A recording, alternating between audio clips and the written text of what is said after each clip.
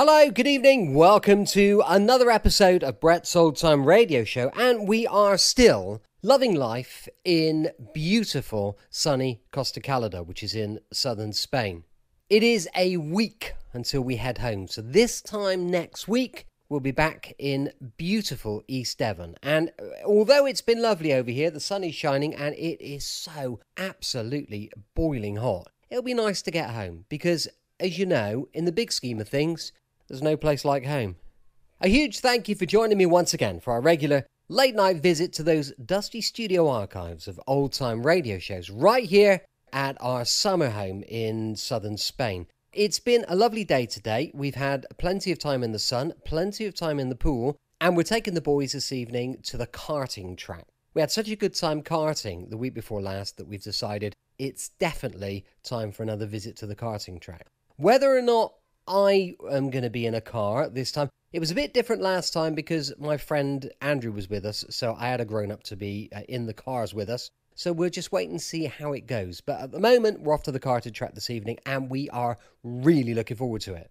I'm Brett, I'm your host for our Nighttime podcast. Welcome to another episode. I've got Facebook, Instagram, and YouTube. They're all called Brett's Old Time Radio Show, and if you could follow me there, it would be just brilliant. I'd really appreciate it. Also, we've got a supporter page at patreon.com/Brett's Old Time Radio Show. Time now for another adventure with Sherlock Holmes and Dr. Watson. This one is called The Living Doll, and it was first broadcast on the 11th of March, 1946. Petri Wine brings you Basil Rathbone and Nigel Bruce in the new adventures of Sherlock Holmes.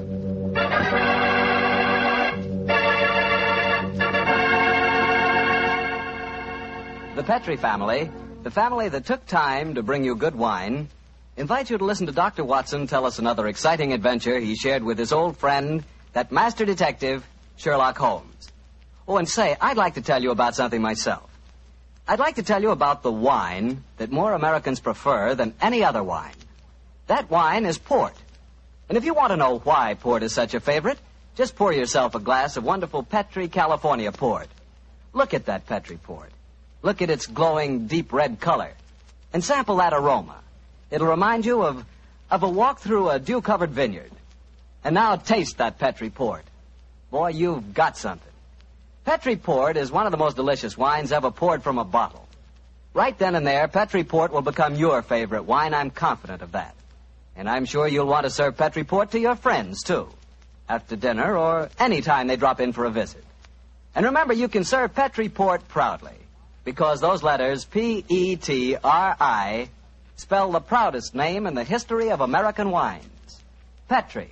Petri wine.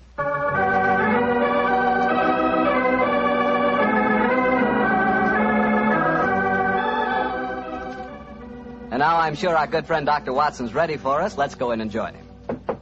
Come in. Ah, there you are, Mr. Bartell. Good evening. Excuse me, Dr. Watson. I didn't know that you had company. Shut the door, my boy, and come in and join us. Let me introduce you, Mr. Bartell. This is my friend, Mrs. Campbell. How do you do, Mrs. Campbell? How do you do, Mr. Bartell? Mrs. Campbell is a very old friend of mine from England, and when she called on me today, I persuaded her to stay and have dinner, and then join us in this little session of storytelling. You see, Mr. Bartell, she's really what you might call the star of the Sherlock Holmes adventure that I'm going to tell you tonight. Oh, come now, Dr. Watson. I actually played a very small part in the story.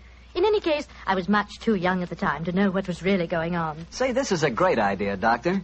One of the characters out of your fabulous past here in California in 1946 and helps tell her own story. Oh, no, Mr. Bartell. I'm no storyteller. That's the doctor's department. I'll just listen. No, my dear. I'll set the scene, but you must ring up the curtain, as it were. In any case, my memory isn't too clear on some of the early points in connection with the case. You will have to help me out. Oh, but you're talking to millions of listeners on the radio. I'd be terrified to speak over the air. We're on the air now, Mrs. Campbell. Oh, we're not, are we? Oh, dear. No. Don't worry, Cynthia. If they're kind enough to listen to me week after week, I'm sure they'll be delighted to hear you. And now, to get on with the story. The title, The Adventure of the Living Doll. The setting, the Sussex Downs, near the bee farm to which Sherlock Holmes retired. The period, 1910. And now, Cynthia, my dear, the curtain's going up, and the first scene belongs to you. Supposing you set it for us. Well, I'll try. We were living on the Sussex Downs also, Mr. Bartell, at that time. My name was then Cynthia Browning. My father, Arthur Browning, had been dead for some years, but my mother kept up the estate with a manager, a Mr. Hugh Tanner. I was away at school most of the year, of course, but the happiest times of my childhood were spent during those long summer months in Sussex. I lived in a small world, knowing only a few people and loving all of them, or almost all. First of all, there was Mother herself. She was the most beautiful woman in the world, and the sweetest. I remember she gave me a puppy on my 12th birthday. His name was Dusty, and he was so sweet. I talked to Mother about him one day. I must have sounded terribly young. Mommy, darling, I do love Dusty. Very, very much. He's a lovely puppy, and you gave him to me. You love him, Cynthia. I know that. But I've been feeding him. That's your job, darling. It's good for grown-up people to have responsibility. Oh, Mommy, I'll feed him. Of course I will. I'll feed him so full, he'll burst. Then there was the estate manager, Hugh Tanner, such a pleasant man, and so willing to tell a 12-year-old all the things that a 12-year-old has to know or die. But, Mr. Tanner, why did you have to shoot the horse? He'd only broken his leg. Cynthia, horses aren't like human beings. Their legs won't mend. Now think of a horse that couldn't brisk and run and gallop across the downs. We're actually being kind to him. Honest we are, Cynthia. And then there was Frank King, the painter who lived on the downs. He taught me to open my eyes and really see things. No, Cynthia. That sunset isn't red. It's gold and rust. And the water, child, look at it. It's almost rose in this light. Rose flecked with cobwebs of eggshell blue. Cynthia, darling, a sunset's never just one color. Do try and remember that, won't you? And then there was Mr. Pound from the city. I gathered that he was terribly rich, and he wanted to marry Mother. But he certainly didn't understand little girls. Cynthia, I'm going to give you half a crown for being a very good little girl. Now, tell me, what will you do with it? I'll buy something for Mommy. Oh, no, my dear. This is your own money. You put it in the savings account at the post office, and it'll make more money for you. Always remember, my dear, take care of the pennies, and the pounds will take care of themselves. Then there was the wonderful wise woman who knew all the things that aren't in books. Always remember, my bunny, that it's good luck to touch the hump of a hunchback. But the curse of Beelzebub himself will be upon ye if ye look at a sliver of silver moon through the glass. And then the strangest and most wonderful of them all was the lean, middle-aged man with a sharp face and the bee-net whom I met one day on the downs. Good afternoon, young lady. Good afternoon. I'm Cynthia Browning. My name is Holmes. Sherlock Holmes. Why are you carrying that net? You looking for butterflies? Oh, no, Cynthia. I'm a bee farmer. Bee farmer? Oh, that sounds funny. How do you farm bees? Well, come over to my place one day and I'll show you. I say, that's a beautiful doll you're carrying. It isn't a doll. It's my mascot. It was given to me by Frank King, the painter. He made it for me. He made it to look as much like me as possible. I call her me. It's a remarkable likeness. See the hair? That's clippings off my hair. And the nails? Those are clippings from my own nails. She's really me, and I love her. Your own nails and hair, and the doll is an exact replica of you? I don't like that, Cynthia. Remember, my dear, my name, it's Sherlock Holmes, and I live at the bee farm, and if anything unusual happens, come to me at once. Of course, Dr. Watson. I'll confess that first meeting with Sherlock Holmes rather frightened me. You didn't understand why he was so worried about the doll, eh? No, but I remembered what he said about coming to him if anything unusual happened. And I'm sure that unusual something did happen. Yes, Mr. Bartell, and within a very few days. But at this point, I think Dr. Watson should take over the story. It's where he and Mr. Holmes really entered into it. Oh, very well. As I mentioned earlier, Mr. Bartell, I was staying with Holmes. Late in the afternoon, as I remember, that you ran over to the bee farm where I first met you, Cynthia. A few moments before you arrived, Holmes and I, each of us with a cup of tea in our hands, were seated on the veranda, gazing out across the downs and discussing the mutability of human affairs. It's strange, Watson, that after a lifetime devoted to the more flamboyant aspects of everyday life, that now, in what is the fast approaching twilight of my days, I find such peace and companionship in the exact and predictable behavior of bees. I wonder what Moriarty would have thought. Oh, you talking as if you're an old dodder of 90. You say what you like, but I don't think that you'll ever really be happy in retirement. You miss the danger, the excitement of the chase, the public acclaim. What are you talking about? My work was never for the public. What did the public, the great unobservant public, who could hardly tell a weaver by his tooth or a typesetter by his left thumb, care about the finer shades of analysis or deduction? In any case, Watson, I chose a happy time to sink into oblivion. In comparatively recent years, the criminal seems to have lost all his originality and enterprise. My own little practice, when I gave it up, seemed to be in danger of developing into an agency for recovering lost lead pencils or giving advice to young ladies from boarding schools. Oh, talking of young ladies, who's this little girl running up your driveway? Oh, great Scott, it's little Cynthia Browning. Oh, and who's she? Oh, a charming young neighbor of mine. Hello, Cynthia. Hello, Mr. Holmes. You've come to see how I farm bees, haven't you? No, Mr. Holmes. You told me to come to you if something unusual happened. It has. Something that's frightened me. Well, now, sit down, my dear. This is my old friend, Dr. Watson. Oh, how do you do, Cynthia? How do you do? Now, Cynthia, dear, what has frightened you? It's my mascot. My me. Look, somebody stabbed her through the heart. Great Scott, a doll that's an exact replica of her, with a penknife thrust into it. Good gracious me. When did you find your mascot like this? Just after tea. Mommy had some gentlemen calling on her, and afterwards I went up to my room and found poor me on the bed. I remembered what you told me about anything unusual, and so I came over here as fast as I could. Yes, I'm glad that you did, Cynthia. But did you tell your mother where you'd gone with her? No, I didn't. She was still talking to the gentleman. Well, she'll worry about you when she discovers your disappearance. No, don't worry, Watson. I shall go over and talk to her at once. Cynthia, my dear. Yes, Mr. Holmes? Who were the gentlemen calling on your mother? Well, there was Mr. Tanner. Yes. He's the man who looks after the estate for Mommy. Mm-hmm. Mr. King, the painter. Mr. King is the man who made this doll, eh? Now, who else was there? Mr. Pound. He's a businessman from London that's staying with Mommy. And they were all present in your house when you found the mascot lying on the bed? Yes, Mr. Holmes. Watson, old chap.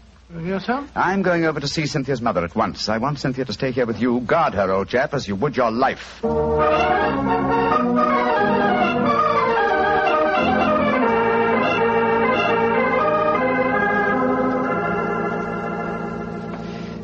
Mrs. Browning, I know I must seem like an intrusive neighbor, but possibly you've heard of me. My name is Holmes, Sherlock Holmes. Well, who hasn't heard of the famous Sherlock Holmes? Please sit down, won't you? Thank you. Your guests have left? Yes, but how did you know I had guests? I know you're a great detective. Your charming little daughter, Cynthia, came over to see me half an hour ago. She told me. So that's where she went. Did she come back with you? No, Mrs. Browning. I felt it safer that she remained at my place for a while. My friend, Dr. Watson, will look after her. I'm afraid she may be in danger. In danger? Mr. Holmes, what makes you say that? You know your daughter's doll, the one fashioned in her own likeness and with her own hair and nails? Of course. Frank King made it for her. While you were at tea this afternoon, your daughter found the doll lying on her bed with a penknife stuck through its heart. That's very peculiar. But I don't see that she should be in any danger because of it, Mr. Holmes. Mrs. Browning, certain practitioners of magic believe that if a doll-like effigy is made of a human being and the effigy is then mutilated, that a similar fate will befall the living original. But, Mr. Holmes, that's black magic. You can't possibly believe in it. Not in the results of stabbing a doll, Mrs. Browning, but well, it's possible that someone is trying to kill your daughter. To kill Cynthia? Oh, no. It may be more than a possibility, I'm afraid.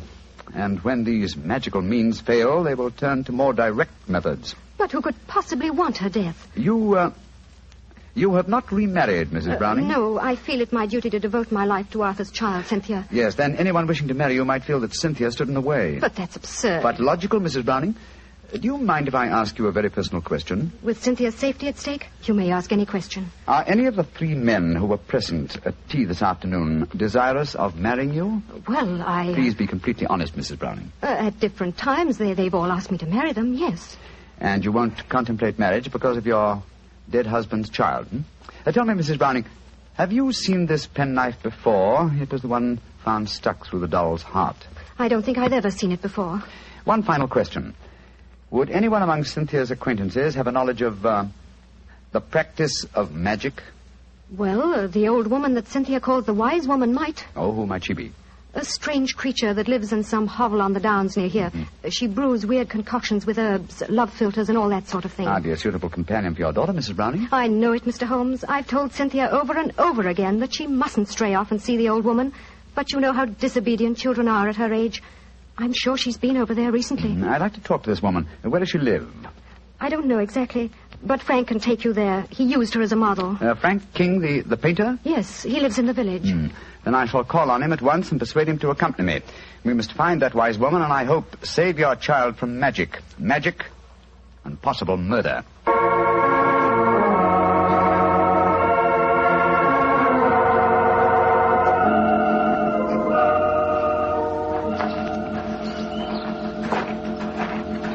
Much further, Mr. King? Only a few more yards, Mr. Holmes.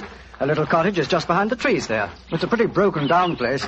Poor old girl has only a few pennies to her name, I imagine. Mrs. Browning was telling me that you used this old woman as a model. Yes, she was a fascinating subject. I painted her as she was mixing up some devil's concoction of herbs and spices. I had her standing over a smoking cauldron with the firelight playing on her. It was quite effective. Yes, it must have been. The subject of witchcraft appeals to you, Mr. King? Well, I don't know anything about it. It was just that she was such a wonderful subject for a painter. Here we are. I'll knock on the door.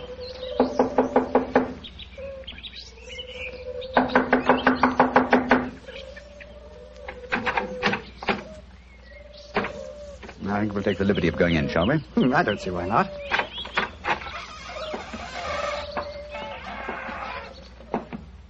Shh. What is it? Listen. It came from that room. Someone is here. Come on.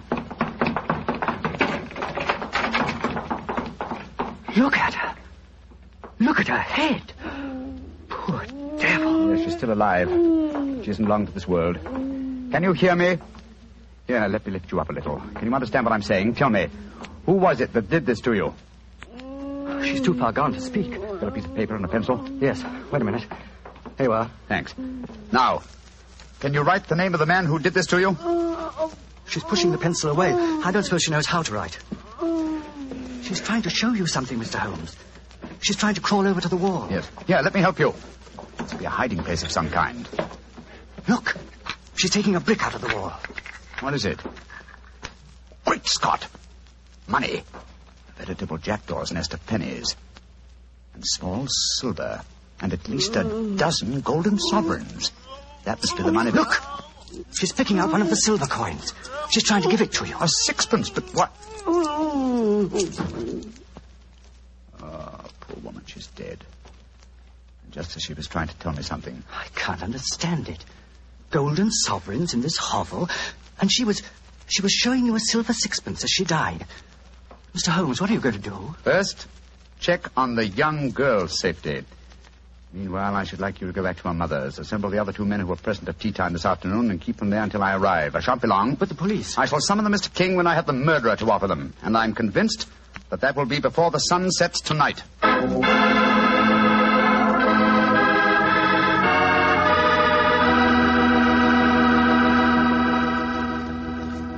We'll hear the rest of Dr. Watson's story in just a second. Time enough for me to mention another wonderful Petri wine. Petri California Muscatel. If you like that subtle muscat flavor, who doesn't, you really like Petri Muscatel. Petri Muscatel is a clear golden wine that is just as much a hit with the ladies as Petri Port is with the men. But I don't mean by that only the ladies like Petri Muscatel. In fact, if you want to be sure to please everybody, get both Petri Port and Petri Muscatel. In other words, don't buy one, buy two. But do be sure you always buy Petri. Now back to Dr. Watson and his guest tonight, Mrs. Campbell, who played a most important part in the story herself. Oh, not nearly as important a part as that played by Mr. Holmes and Dr. Watson. Well, Dr. Watson, what happened when Sherlock Holmes rejoined you at the bee farm? Well, first of all, he made sure that the little girl was safe. Then he told me of finding the dead woman and of his theories as to the killing. I can almost hear him now, Mr. Bartell, as he said... How it was, Watson. Someone wanted the little girl out of the way because they knew the mother would never marry while the child was alive. And that someone persuaded the old woman to do the job for him, I suppose. Undoubtedly. And she, believing in the powers of black magic, mutilated the doll, firmly convinced Then in so doing, she was destroying the young girl it was fashioned after. And then, I suppose, when the potential murderer discovered the woman was merely indulging in stupid folklore, he killed her, realizing she was only a hindrance to him, and with her knowledge of the plan, a dangerous hindrance. Exactly, my dear fellow. But how do you suppose we account for the hoard of money? Golden sovereigns, don't forget, that we found in the hovel. Well, no doubt it was a sum that she was already being paid for the murder that she was going to commit. As she died, she tried to give me the clue to her murderer by selecting certain coin. Now, in her possession, she had gold, silver, and copper. She chose a silver coin.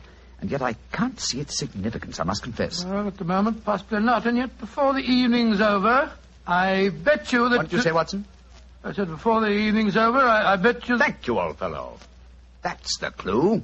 You bet me. What on earth are you talking about, Holmes? I was just saying You've just given me the answer to the whole problem, Watson. What? I'm much obliged to you. Stay here, will you, old chap? And look after Cynthia a little while longer. Within a very short time, I shall have her intended destroyer under lock and key.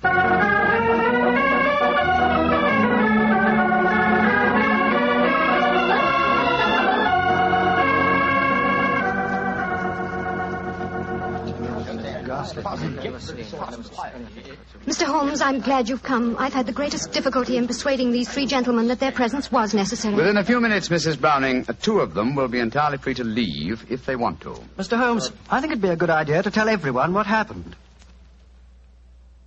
Yes, Mr. Pound, I think it'd be a good idea to tell everyone what happened. Yes, how do you do, Mr. Pound? How do you do, Mr. Holmes? Look here. If there's some scandal down here... Oh, there is, Mr. Pound. Then I want my name kept out of it. You hear? I have a seat on the London Stock Exchange. Oh, very comfortable for you. Yes. And the other gentleman, by the process of elimination, must be Mr. Hugh Tanner, the manager of your estate, Mrs. Browning. Yes, I'm Hugh Tanner. And now, Mr. Holmes, supposing you tell us what this is all about. I'm a straightforward man, and all this mystery is rather aggravating. Something has happened. Something that concerns us all. What is it? Murder. Murder? What? Murder? Good Lord, who's been murdered? An old woman who lived in the village. Your daughter, Mrs. Browning, referred to her as the wise woman. Mr. King and I found her tonight in her cottage on the Downs, beaten to death. Murdered. Well, that's shocking, but what's it got to do with us? I'll explain, Mr. Pound. Each one of you, I believe, would like to marry Mrs. Browning. Her daughter, Cynthia, is an obstacle to such a marriage. One of you decided to remove that obstacle and engaged the wise woman to carry out the plan. Finding the woman clumsy and ineffective, you decided that she was a dangerous witness, and so you murdered her. Fortunately, the poor woman, as she was dying, gave me the clue to her murderer. But how did she do that, Mr. Holmes? I thought you said that she died without speaking. She did, Mrs. Browning, but she gave me the clue nonetheless, though I was shockingly slow in spotting it. Well, what was the clue? Yes, let's stop being mysterious and come out into the open. You were with me, Mr. King. As she died, I shall let you tell them. Well, she was dying, unable to speak when Mr. Holmes asked who had attacked her. She couldn't write, but she showed him a hoard of copper and silver coins and a dozen golden sovereigns. Sovereigns in a hovel like that? Oh, I see. She meant her murderer was the man who had paid her. And with all that ill-gotten wealth, she died clutching a silver sixpence. And you still don't see who the murderer is? Come along, gentlemen. You should know it as well as you know your own names. Now, Mr. King mentioned that there were a dozen sovereigns. Whose name does a sovereign suggest? Sovereign? King. You, Frank King, were the murderer. Oh, that's ridiculous. The old woman wasn't exactly a mastermind. Why should she be so indirect? And how much is a sovereign worth? £1. And your name, my friend, with a seat on the London Stock Exchange is Pound, isn't it? This is absolutely absurd. I can prove that I've never even met the woman. Well, what is the answer, Mr. Holmes? I'm sure that you know it. The answer is obvious, Mrs. Browning, though I'm ashamed to say that a chance remark of Dr. Watson's gave me the clue. Oh, now look here. Stop beating about the bush, Holmes. What is the answer? A very simple one, Mr. Pound. With 12 golden sovereigns at hand, sovereigns that would suggest either the name of King or Pound, what coin did the dying woman select? A sixpence. Exactly. A humble silver sixpence. And what is the common slang word for a sixpence? A tanner. Precisely. Which tells us that you, Mr. Hugh Tanner, killed the wise lady. Try and prove it. That's all. Just try and prove it.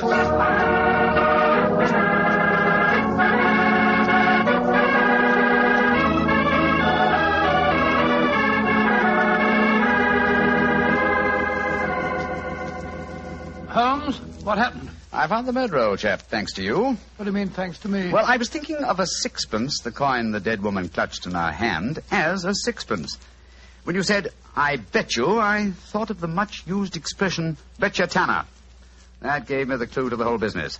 The dying woman was obviously trying to indicate that Hugh Tanner was her murderer. He confessed, you say, before the police arrived. Yes, after Frank King, the artist, had started to give him something of the thrashing he deserved. Oh, I take no particular pride in the case, Watson. Without your chance remark, I might easily have overlooked this obvious clue that the dying woman gave me. As I've said before, old chap, I should not attempt to emerge from my retirement. Yes. It's obvious that my reflexes are shockingly slow. Rubbish. The police would never have solved it. Oh, my dear Watson, when you compare me with the police, I realize that my retirement should be permanent. By the way, where is Cynthia? Well, I arranged with your housekeeper for her to have an early supper. Some kippers, a poached egg or two, a piece of that treacle tart we had last night, and a pot of tea. Oh, for a 12-year-old girl, my dear Watson, this is an occasion when I might accuse you of being a potential murderer. Oh, come now, Holmes, you know perfectly well. Here she comes now. Hello, Cynthia. Did you enjoy your supper? It was lovely. Thank you, Mr. Holmes. Is everything all right? Can I go home now? Yes, Cynthia. Everything's all right. Tell me, my dear, did you ask Mr. King to make that mascot for you? Yes, Mr. Holmes. The wise woman told me it would bring me luck. Oh, yes, I thought so. Mr. Holmes, will everything be just like before? No, not quite, Cynthia. Mr. Tanner and the wise woman have gone away. You won't see them again. Oh, dear. But you have new friends here, haven't you? Yes, and nice ones. Remember that, Cynthia. We'll always be your friends. I will, Dr. Watson. I like you both so much. Ah, I'm glad. And tell me, Cynthia, do you like Mr. King, the artist? Oh, yes. Almost as much as I used to like my daddy. Uh-huh. He's like my daddy, a little. Oh, I'm glad to hear you say that, Cynthia. Tell your mother the same thing, will you? I think it might change a peculiarly foolish notion of hers.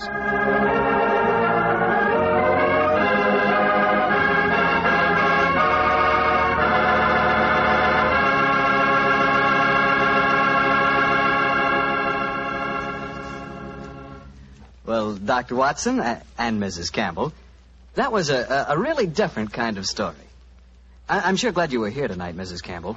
Tell me, has Dr. Watson changed much since you last saw him?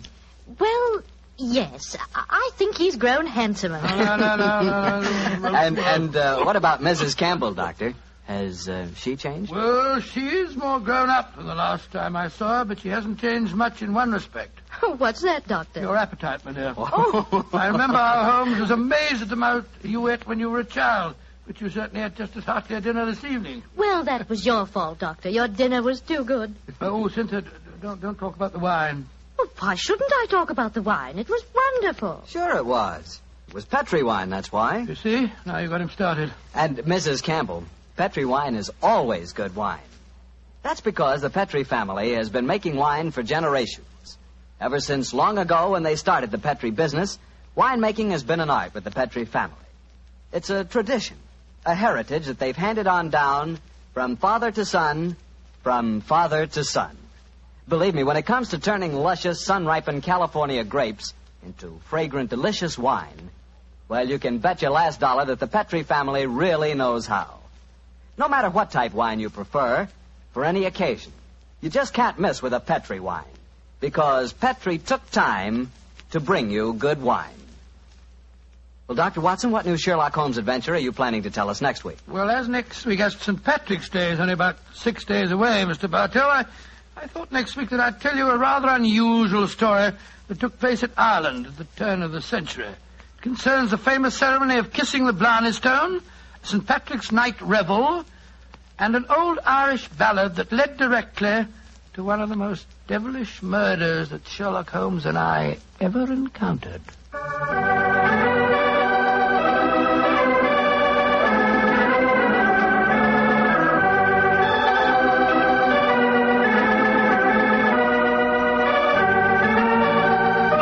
Tonight's Sherlock Holmes adventure was written by Dennis Green and Anthony Boucher and was suggested by an incident in the Sir Arthur Conan Doyle story, The Adventure of the Copper Beeches. Music is by Dean Fossler.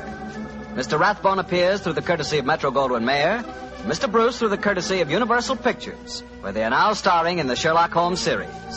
You can read about the stars of our broadcast in the April issue of Everybody's Digest.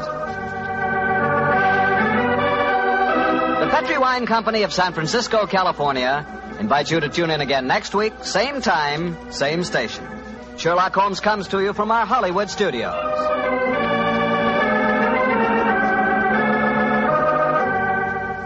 This is Harry Bartell saying goodnight for the Petrie family.